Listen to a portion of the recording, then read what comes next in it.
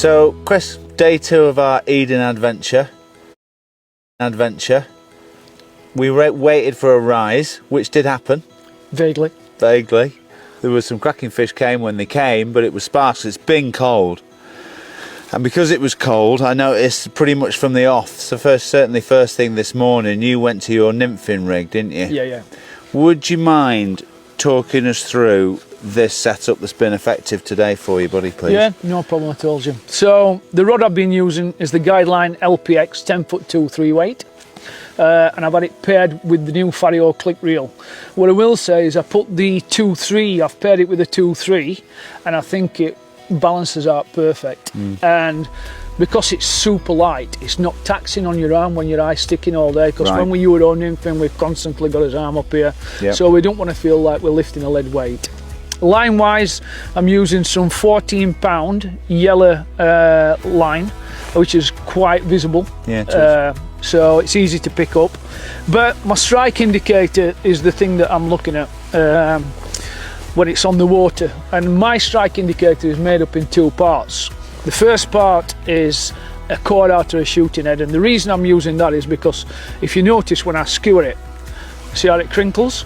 So when that is on the water like that, the slightest movement, you can see you know that it's a take or it's bottom. But it's really visible.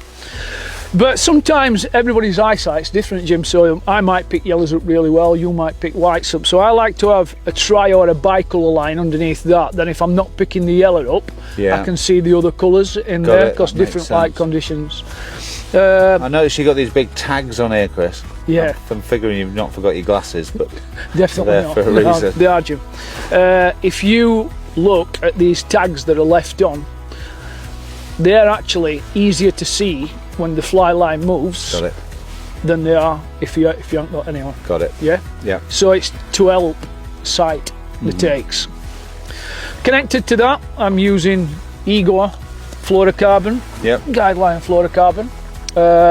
Really supple, which I like. It adds life into flies. Total length of leader, I've been using 6 foot total length. And I've been using 2 flies. I've been using a point fly with the 4mm bead. And I've been using a dropper in back approximately 18" to 2 foot. And I've been using a 2mm bead on that dropper. So you've got heaviest fly on the point, I noticed, because I have seen people doing it the other way about at times. I have fished it both ways, but I must admit that this way seems to be more productive for me. And as the heavier point fly is coming down the water, Jim, it's working as a braking system for me as well. Got you. So it's slowing the fly down a little bit, and it's giving the trout more time to look at. That makes perfect sense. Get it. A couple of tips is I like to put O-rings on my rod. And the reason I do that is so that I can hang my droppers on them. So when you're walking through vegetation, dangling around, catching on stuff. And how many times do you get to a pool and your dropper is all tangled up because it's swung around? So really handy. And it also, when you're shooting line, it stops the line sticking to, if your rod's wet, it stops the line sticking. That makes sense too. And then finally, if you cannot pick up on your sight indicator, you can buy wax, so there'll be certain lights you still might not be picking up, and you just rub the wax on and it gives it a different colour, and it's high-vis. So that's an handy little tip as well. For anybody who's looking or even really into the Euro nymphing. Awesome, Chris. That makes a lot of sense. Buddy. Thanks for sharing. No problem.